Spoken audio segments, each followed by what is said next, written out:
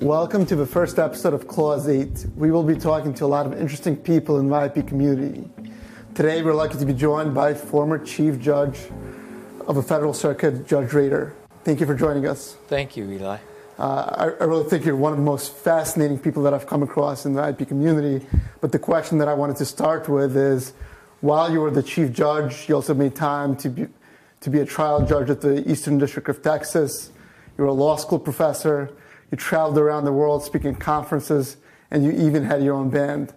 How were you able to do all of those things at the same time? Well, I had a lot of help. I had good law clerks. I had good staff at the court, and I was fortunate to have good support. So obviously there's a lot of IP issues to talk about, but I wanted to talk a little bit about your background.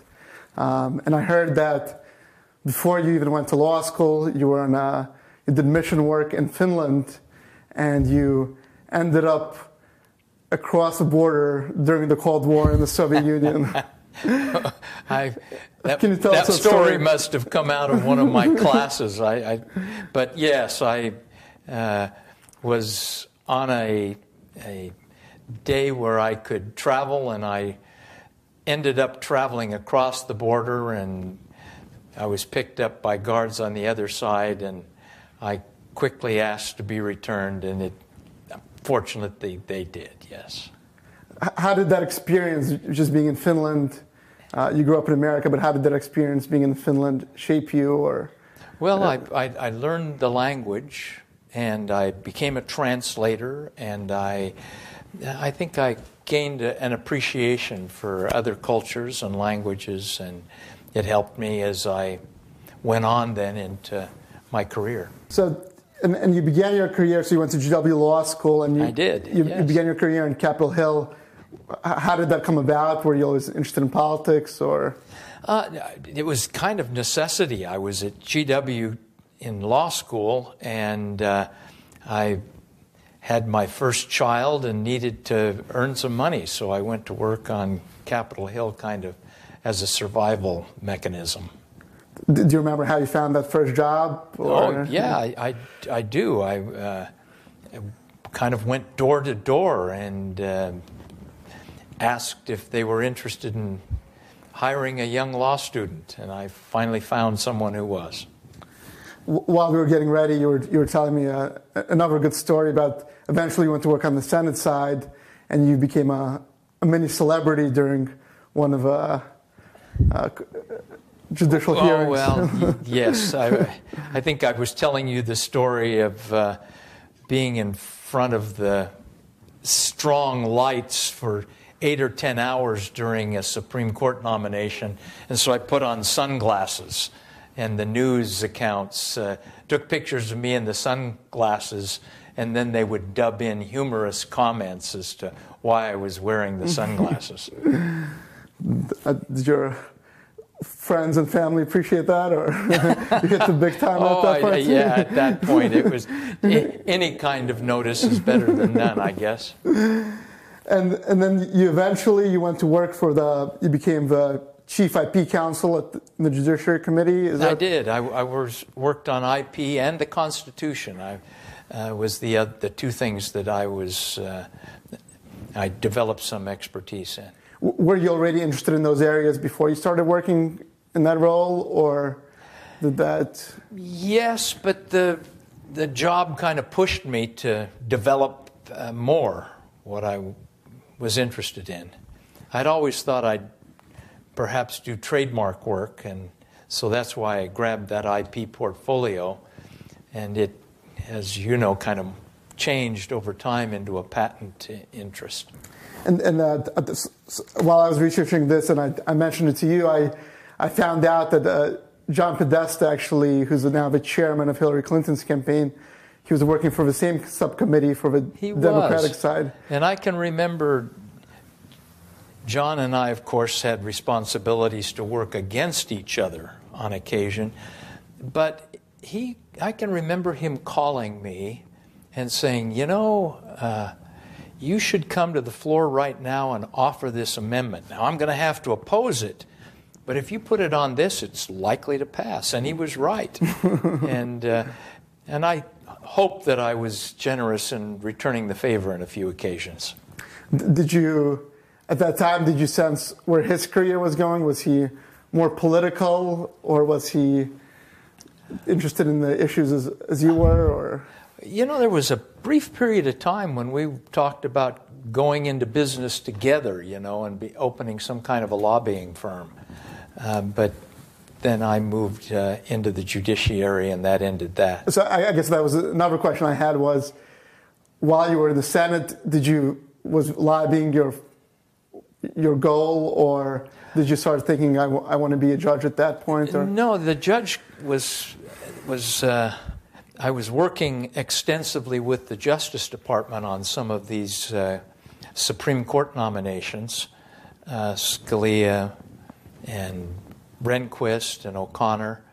And at one point I was giving briefings to one of the candidates, Judge Bork, and the Attorney General evidently said to his aide that they should find a judgeship for me when it was over, and that's how it happened. And obviously, a lot of those, Judge Bork's nomination was quite contentious. Yeah, it was very contentious, you're right. Any stories from that? It seemed like you had a good relationship with lots John of stories Podesta, from that. Of course, we worked for and against some of the same issues, but with a great deal of civility and friendship and courtesy. As I say, some of my best friends come from that era. But yeah, I can remember telling Judge Bork that he needed to inject more feeling into his presentation, and illustrated it with a couple examples. And he looked at me and he said, "Randy,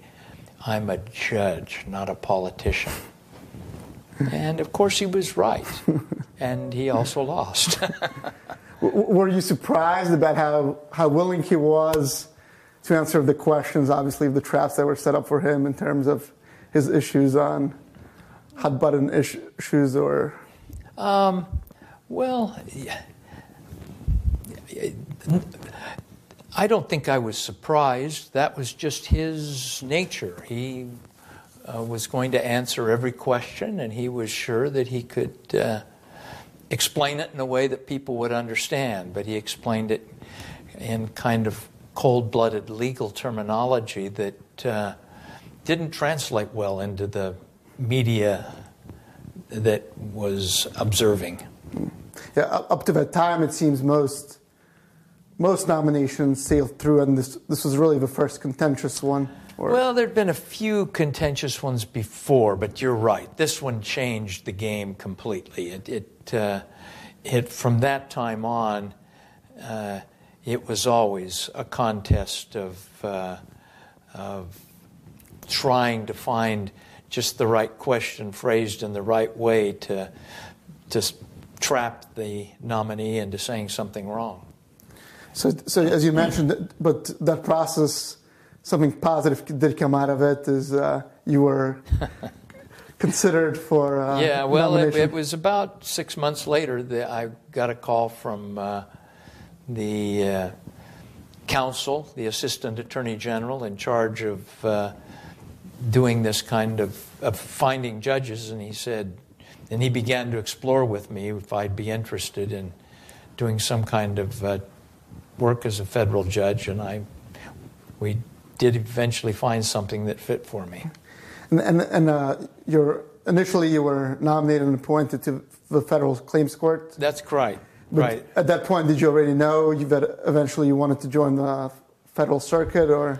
No, I don't think so. Although one of the things we discussed was going directly to the Federal Circuit, but I was very interested in doing trial work and kind of moved things in that direction. The Claims Court turned out to be the right place. When you were appointed to the Federal Circuit, I was 2 or 3 years, 2 years later, actually. How much did your views on intellectual property issues come up? It came up a bit. By that time, when I was on the Claims Court, I expressed a great interest in handling patent cases. they were not popular cases with the other judges on that court, so I got a large group of them, and I handled them, and so I kind of developed an interest and a bit of a ability to deal with them, and that's what propelled me into the Federal Circuit. What about the patent cases that interested you? I can remember some of them, some on thermonuclear powers, some on connecting two Navy ships at sea for refueling purposes, and lots of technology like that. So were you always interested in technology? Because you were an English major from what I like to brag that I have a technical degree. It's in English. But yes, I did enjoy those technical cases, and the science was of great interest to me. Is it something you discovered while you were a judge? I think so. I think that became, I found that I enjoyed those cases more than the government contract cases that I got many of as well. So going back to during the process when you were appointed to Federal Circuit, I know, were there contentious issues relating to intellectual property at that time, or was it really about trying to figure out what's the best way forward? I don't know. No, there weren't great issues of intellectual property concern at that time. The Federal Circuit was seen as doing exemplary work to kind of revive patent law, which had suffered under many years of contrary and conflicting doctrines amongst the various circuits. And frankly, the Supreme Court had contributed to that by issuing conflicting judgments, and the Federal Circuit brought it together and gave some uniform standards, and it was reviving our innovation economy. So this Federal Circuit was seen as an important part of our economic rebound. Is that something that excited you, or maybe concerned you about the burden, the commitment that you have to make to the court? Well, at that time, it was something I was enthusiastic to participate in. So I guess the second memory that stands out from taking your patent law class at GW is I was actually there when the Bilski decision came out, and I was sitting in your class, and I was actually reading through your opinion, and you noticed that, and you said, you know why the majority opinion is so long? And you were telling me that story, and you said something along the lines of, it's because when you come to the wrong conclusion, it takes longer to reason there. Or well, I think that's right. If you're following the law, all you have to do is say, here's the law, we fit within it, therefore the judgment is clear. And of course, this was making an exception take on more weight than the law itself. And it wasn't even an exception in the law. It was a judge-made law. So, again, you have to do a lot of explaining as to why you think your exception is more important than the rule, and why you as a judge have to make up an exception when the law has worked so well on its own for 200 years. And at the time, I remember there was a lot of anticipation for the opinion to come out, but did you have a sense this is going to be the first case in a string of cases where the Supreme Court might step in and use it as an opportunity to restrict what's patent eligible? That's a good question. We did not anticipate at that time that Mayo, Myriad, and Alice would follow Bilski. Bilski, I remember the Supreme Court said, was the case that had garnered the second most amicus briefs in the history of the Supreme Courts. Well, at the time we thought, they will recognize that this is a specialized area and defer to our expertise and with Bilski behind us, we can move on. Instead, I think they became enamored with all the attention they got, and they returned again and again and again, and I don't think they improved on any one of those. So I guess obviously it's hard to, maybe hindsight's 20/20, but in some ways the Supreme Court agreed with you because they said, well, this machine or transformation test is just being made up by the Federal Circuit. That's not really the ultimate test for whether something is patentable or not. Do you think that the majority opinion was different? If, for example, your opinion was the majority opinion, then we might be in a better place now in terms of how the Supreme Court would have looked at those. Well, the Supreme Court kind of followed my opinion in Bilski, as you remember, and that has led to a ongoing search for what is abstractness. In retrospect, it might be better if we just stuck with the machine or transformation test. But the Supreme Court was looking to devise some new way of articulating their exception that didn't follow the written rule of the law, and they jumped on abstractness as their answer, followed that, and it's led us into a deeper hole. Yeah, and that's interesting. One line, I was rereading your Bilski opinion, stuck out to me. You said, because this court, however, links patent eligibility to the age of iron and steel at a time of subatomic particles and terabytes, I must respectfully dissent. And I guess my question is, do you think the Federal Circuit and the Supreme Court continued making this mistake? I do think that the advance of technology has outstripped the court's ability to really understand and deal with it. That becomes very clear in the Myriad case, above all, where you're dealing with biotechnology and they don't see the fundamental difference of an isolated, purified, separated gene that doesn't exist alone in nature, and yet they call it a natural phenomenon, which, of course, it isn't. You don't have any genes except the kind you put on one leg at a time underneath your jacket, but you don't have them just hanging out of your body. And suddenly we had isolated it and put it to many vastly valuable uses in terms of diagnostics and treatments, and suddenly that is that entire area of research is unprotected, which means you will receive less investment in it. If you don't protect it, the investors will instead invest in cosmetics or something where they get a bigger return. Yeah.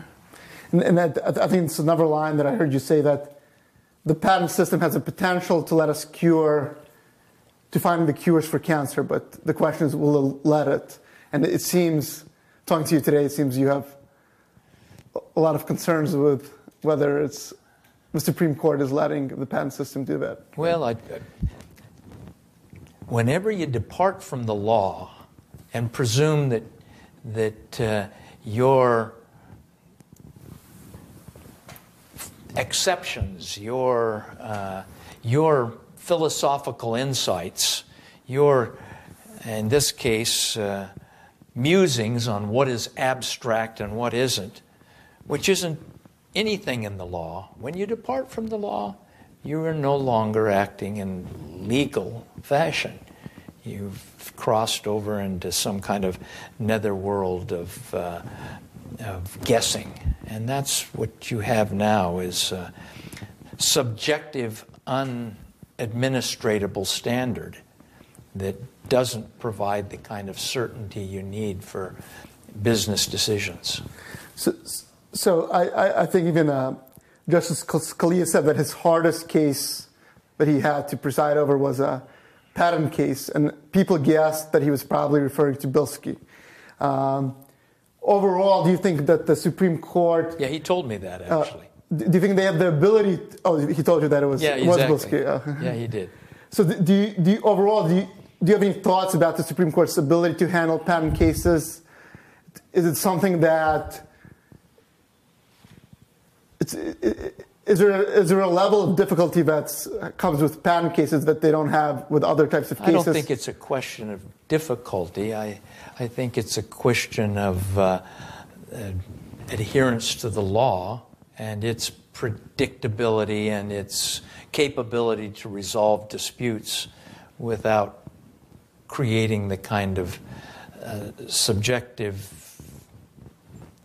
unadministratable rules we have now.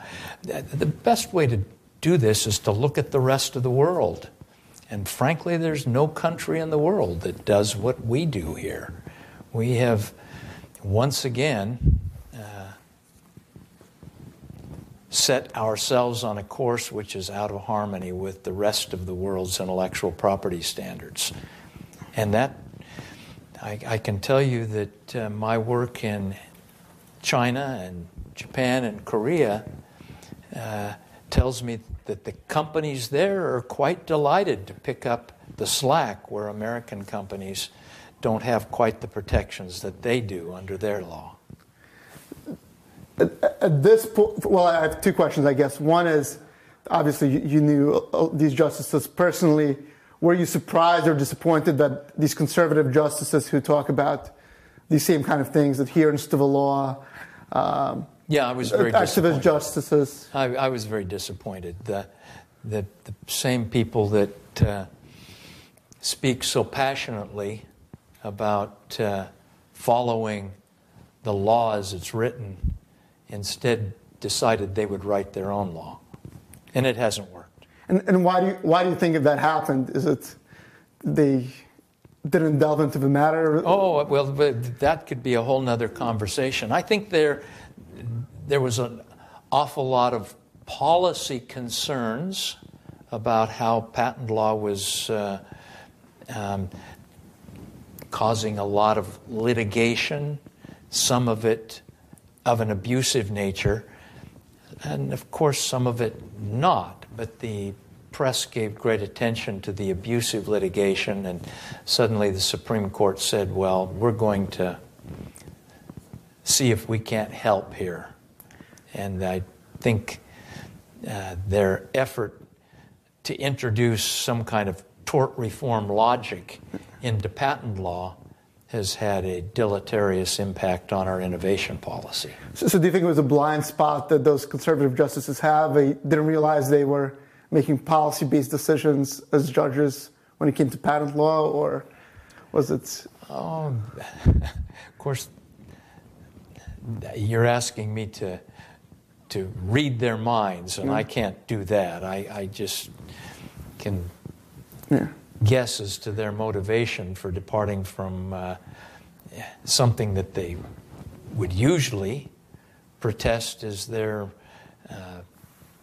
foremost goal, which is to follow the law as written. And in this case, they do not. At this point, I think anybody who practices in this area can agree that when it comes to subject matter eligibility is quite a mess. Do you think that the Supreme Court should step back in and try to fix what they created, or is it better for them to step away and see what develops at the Federal Circuit? And well, sadly, the Federal Circuit has done no better and in some ways worse than the Supreme Court. The Supreme Court did give repeated invitations to the Federal Circuit to not apply this too strictly or stringently, recognizing that to do so would be to swallow much of the import and purpose of patent law. And so they, I think, invited the Federal Circuit to find ways to reduce the impact, the negative impact of Mayo, Myriad, and Alice. And yet, if you look at the statistics, 45 out of 50 cases that have gone to the Federal Circuit on 101 grounds have been declared ineligible. And some of them are pretty hard to defend. The one that comes to mind quickest is the Ariosa versus Sequinom case.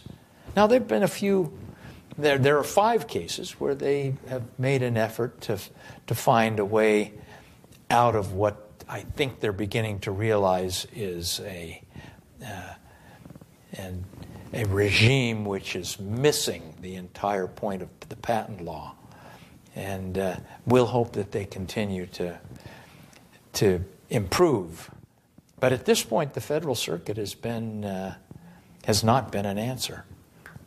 So, correct me if I'm wrong, but in my sense, you think it's probably better for the Supreme Court to step in and maybe try to guide them again, the Federal Circuit, to... Well, either that or Congress is going to have to step in and make clear that the patent law is not a place where you do anything other than protect invention and innovation and promote the advance of science and the useful arts, to use the constitutional phrase.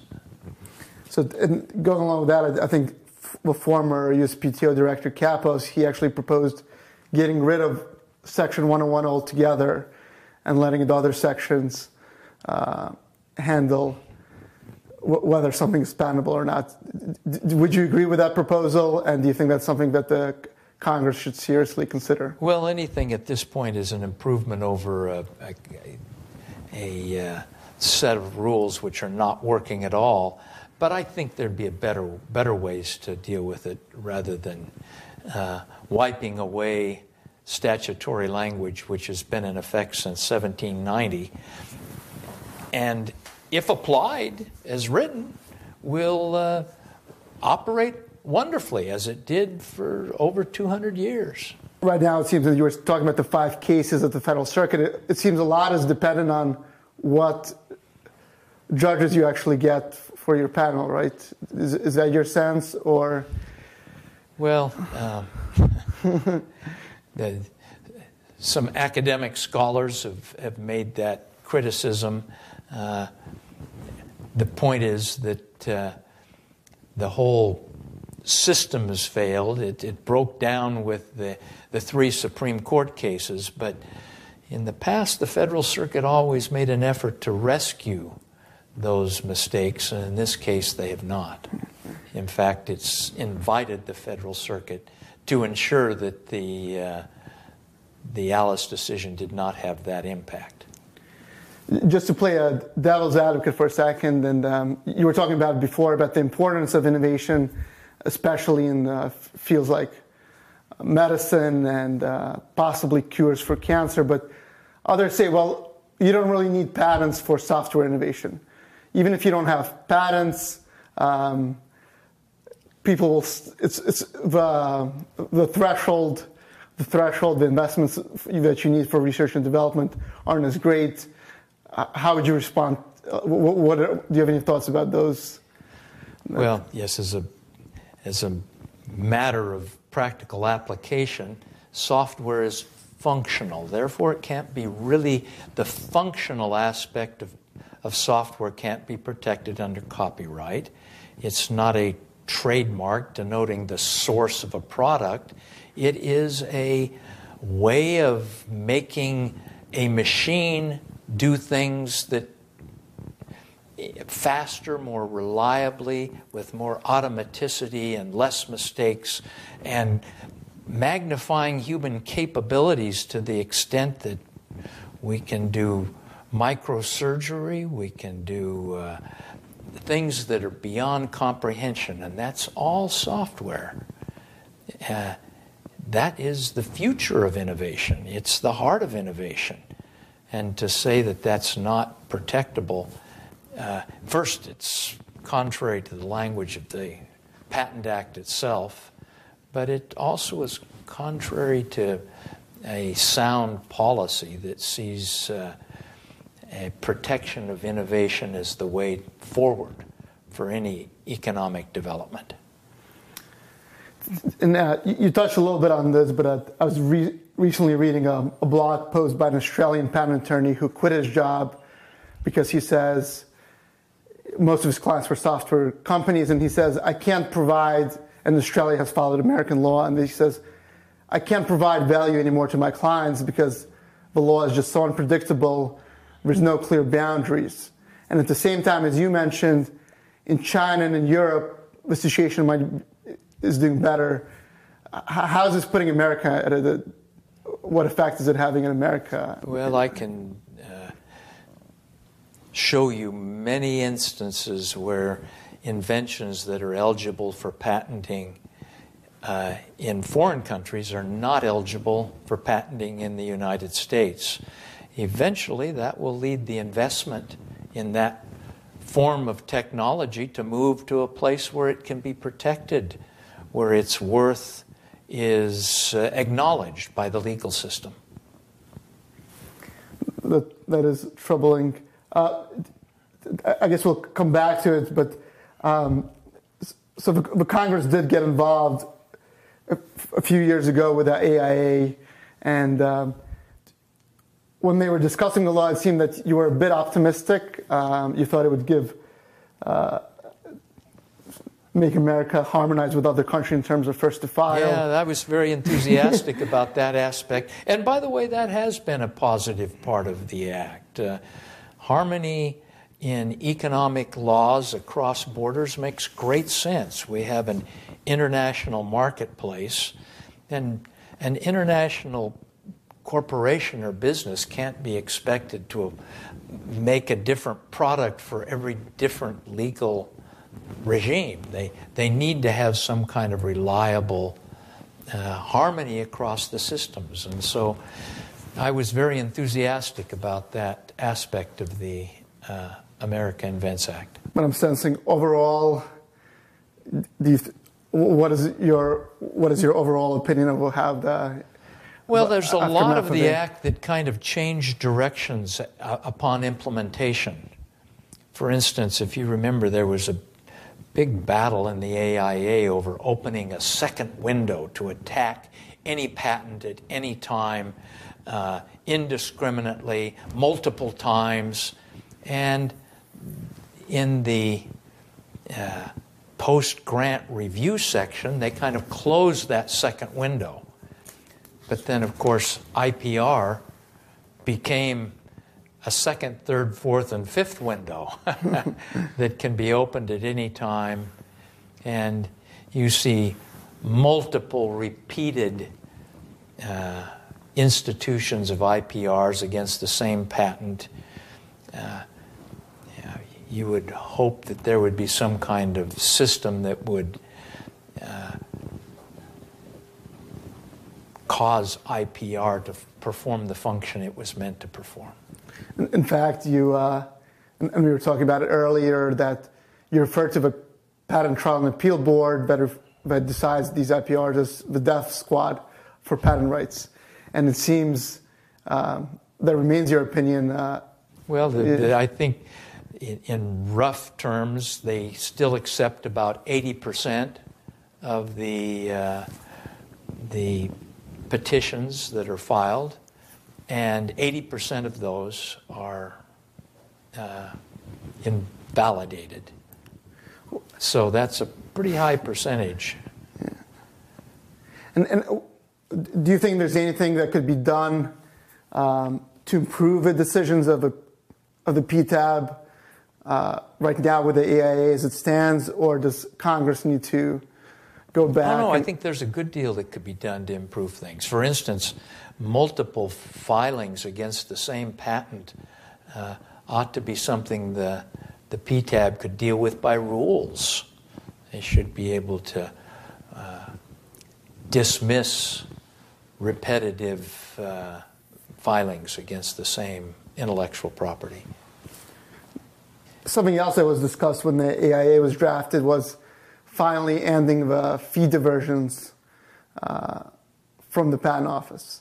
And that seemed to be when that amendment was struck from the bill, the major IP organizations came out against AIA and AIA still passed by overwhelming margins. I guess, did that surprise you from your time on Capitol Hill, that the major IP organizations all opposed this major IP bill and still passed? Well, by that time it had so much momentum that it was going to pass. But the fee diversion is, I think if I remember correctly, there was an agreement between leaders of the administration and Congress that this would not occur.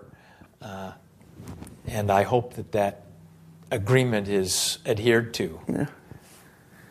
So you mean without putting it in the actual legislation? Well, I'd prefer to have it in the actual law. I mean, the point of the fees is to make the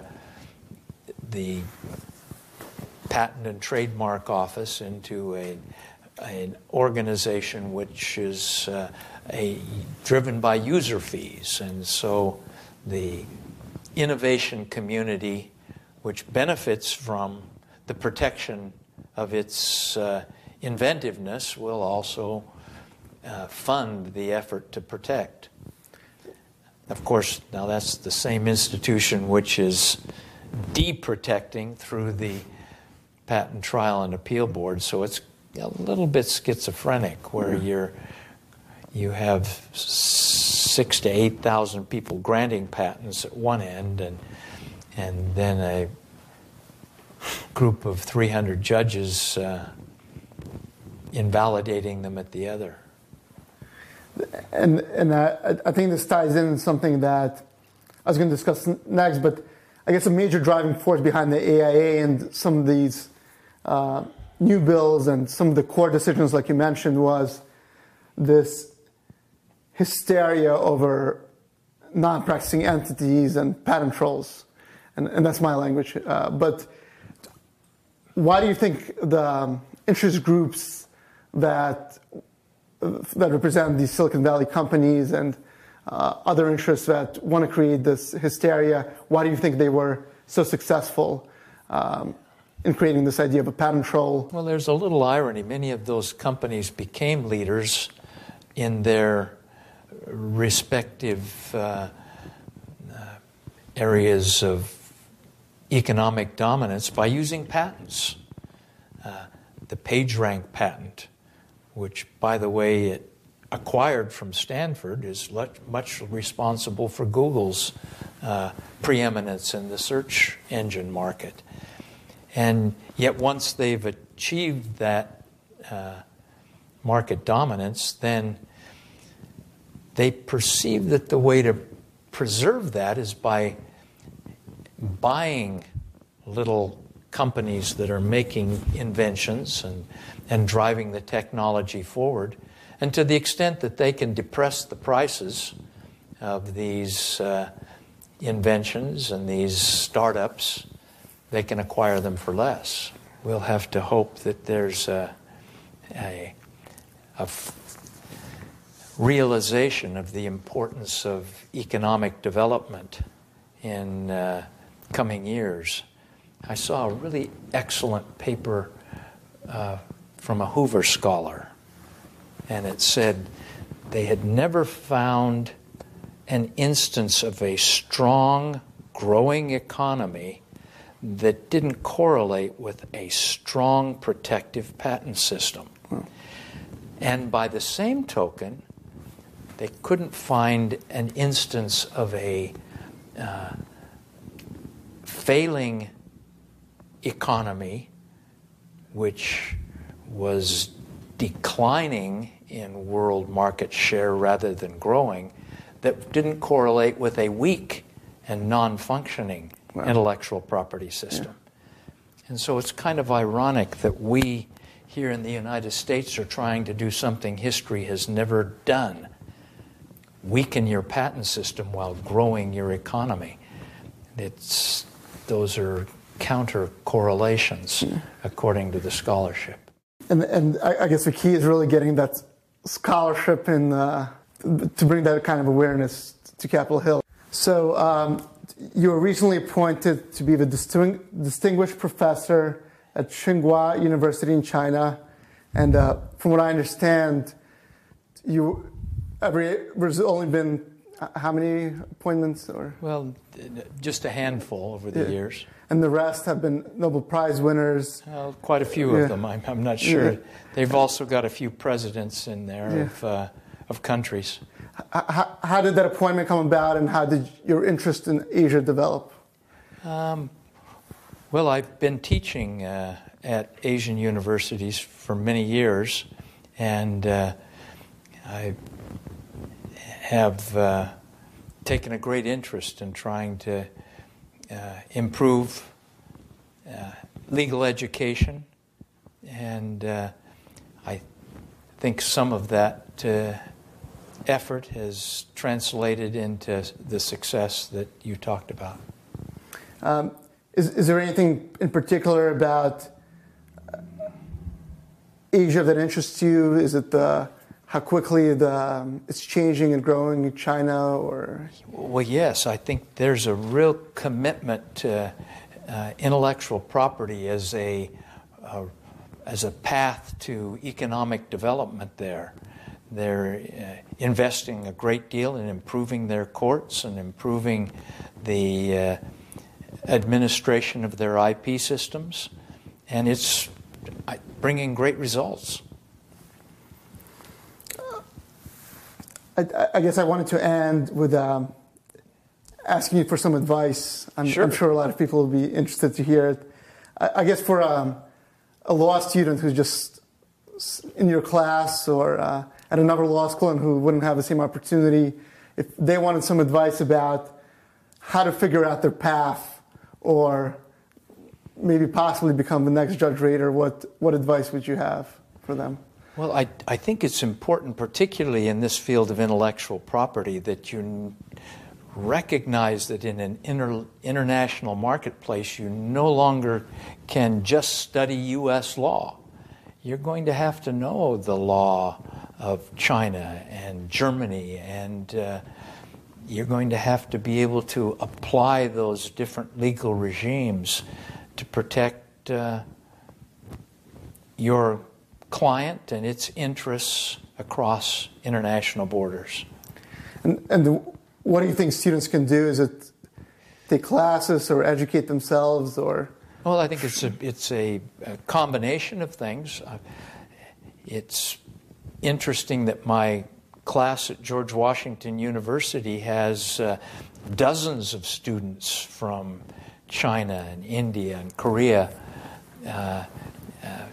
and students as well from Europe and Africa and other parts of Asia. So maybe we need to find ways to gain education elsewhere, as well as paying attention to classes which teach law beyond just the U.S. borders. I guess the next advice is for clients who, or companies that might have a case at the Federal Circuit and they're trying to figure out, well, how important is the written opinion versus the oral argument? Do you have any thoughts about that?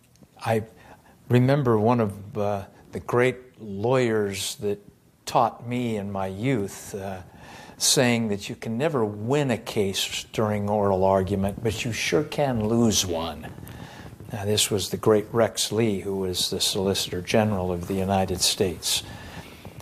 So at the time, I remember arguing with him about that. And I've come to realize, of course, he's very true in his analysis. The real key to appellate jurisprudence is your briefing. That's where you're going to present your case in its best light. That's where most judges are going to reach their decision in reading that material. But you still can make mistakes in oral argument that can cost you even a winning case. What do you think are some of the qualities that make an effective oral argument? Oh, one of the great skills is choosing what to argue. You can't argue a multiplicity of points, so you're going to have to choose carefully what you argue and how you argue it. And that's a lot of the skill of the appellate advocate, is knowing what to argue. Does that also apply for the written brief? Should you also... Yeah, it does apply to the written brief, as a matter of fact. If a brief has 20, 30 issues in it, that's almost an admission that you can't point to a single reversible error. A brief that can convincingly show that there is one doctrine or rule which requires a different result or a new trial, you really then only need that one issue. So again, it's the skill of presenting that in a way that the court will understand. And as we talked about, you also had an opportunity to preside over various patent trials. Do you think the skills, whatever skills you think makes an effective trial attorney? Now, trial, of course, is quite different. In a trial, you are dealing with usually several issues of claim construction on the infringement side, and you're dealing with doctrines of invalidity on the defense side. And so you do have to be able to balance a multitude of issues while preserving some kind of a theme and a reason for the jury or the judge to see the case turn out in the way that you're advocating.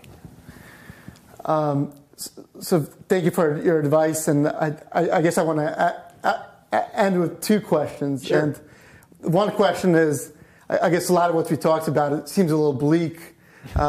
It's hard to get a patent. Once you get a patent, you don't know if it's going to survive. Do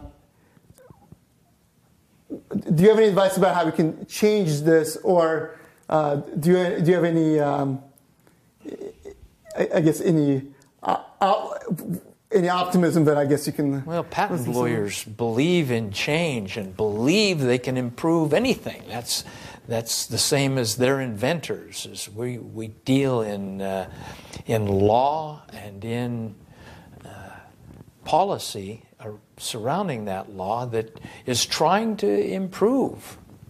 And so, yes, I have great confidence that with a clear focus on the purpose of patent law, which is to provide a sound innovation policy, to promote economic development, to protect research and development, to spur investment, with an understanding that that's its purpose, we'll return to the roots that are most important to the country's patent law. Good to hear. And I guess the last question is, if you could share, what is the best decision that you've made in your career? And the best decision I've made in my career. I'm not sure I have ever thought of any of them as being best. I made a great effort to treat every litigant equally and to try and make the decisions reflect a uniform